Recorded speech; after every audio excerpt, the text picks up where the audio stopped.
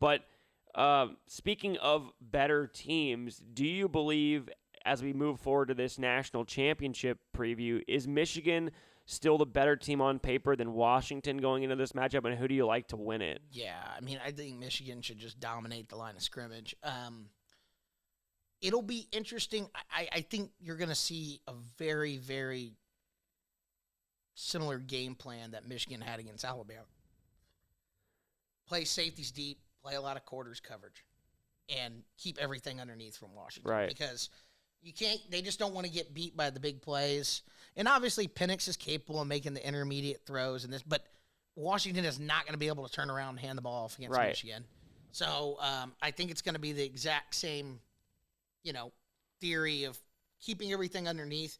And frankly, if you looked at how well Texas ran the ball against Washington, which is bizarre, they didn't stick to it more. That's great. I forgot we didn't talk about that. They were popping off like 8. I don't know what it was, but I'd be willing to bet it was like 8 yards a carry throughout the game, if not more. If you factor out the 1 yard touchdown runs and the sacks, it would have been 9 yards per carry. Yeah. So that's Michigan's just going to pound the rock on them, and they're not going to be able to stop Michigan from running the ball. Right. Now, if those receivers can make big plays again, we'll see.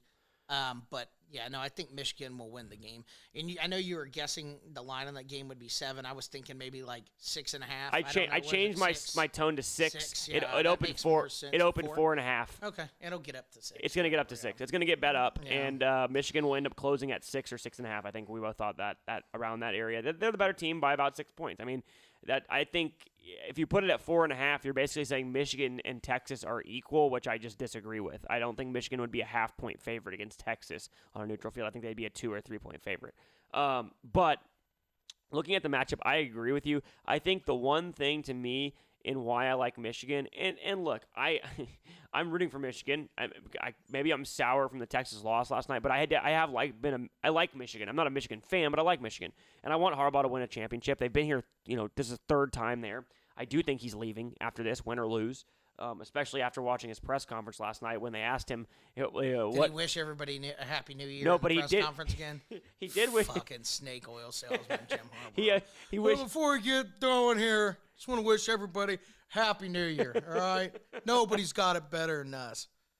He's hilarious, dude. No, they said they asked him like, Jim, there's a lot of talk about your future, everything. You coming back? He goes, you know what? I'm just looking forward to a great plane ride back home to Ann Arbor, Michigan. And that was the only thing he would say about it. And J.J. McCarthy's over there laughing and clapping. But I do think he's gone after this. Regardless, I think the difference between Texas and Michigan, there's a multitude of differences in their style. But in terms of their defenses, we talked about this early in the year.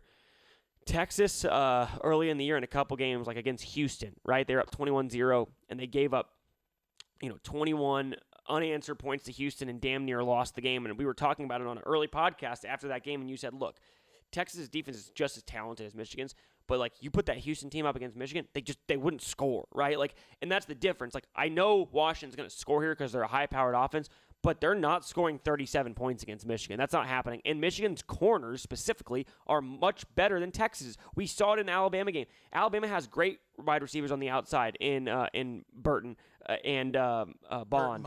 Burton and Bond. And every jump ball we saw Milroe throw, which is the best ball he throws, they were one-on-one. I mean, they had deep safety or whatever, but it would be a ball kind of similar to a Washington one where it was a one-on-one kind of jump ball, and they would knock it down. I saw it 3 or 4 times in the game. It wasn't all game because they did play a lot of quarters, like you said, and had safeties, but that when there was one-on-one plays, those corners made plays. They ran with them the whole way, and they knocked the ball down. Yes, Washington has a little bit better receivers than Alabama, but to me, I just think Michigan's going to have a good game plan. I also think, in all honesty, that there's a bigger mismatch in coaching than I thought between Kalen DeBoer and Steve Sarkisian. So you had a month to prepare, and Kalen DeBoer torched that team. I mean, that's what happened a lot. They got out-coached a lot of the game.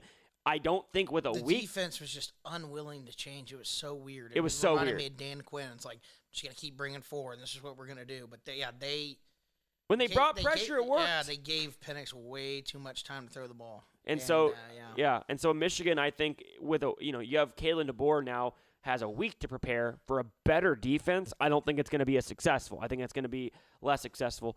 But This has been a wild year, and it wouldn't shock me if Washington won the game, that the line isn't 14 like Georgia and TCU last year. But you have to look at it. They said this Washington team has won more one-score games than any team in college football history the last 2 seasons. So, that is TCU of last year in that sense. Like, if Michigan came in and just ran down their throat and Washington couldn't get that deep ball going, then it could be a blowout. Also, Washington could go and win the game. Michigan's offense could stall like they did in the second half versus Alabama. Washington's defense isn't like they're bad, but they're not like horrific, right? Like they held up at times. They definitely benefited from 2 turnovers on 2 drives where Texas was moving the ball, but they held up well enough. The secondary was holding up okay, but I just think that, they're not bad, like you said. With how physical Michigan is up front, they should be. If Texas is running for 8 to 9 yards a run, Michigan should be able to do the same thing. I agree. And I don't think they're going to go away from it like Texas did for whatever reason. That was so idiotic. Sark just likes.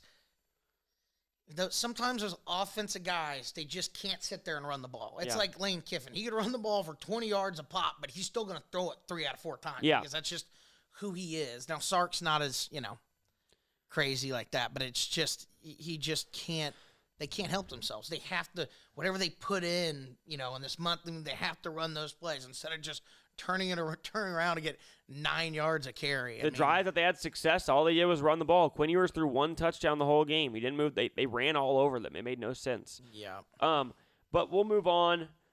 Should be an interesting national championship game. I don't think anyone really expected a Michigan-Washington. I'm sure some people did, but I think it was more likely a Texas-Bama or a Texas-Michigan. Apparently, you said there was a lot of Washington people in the comments bashing you.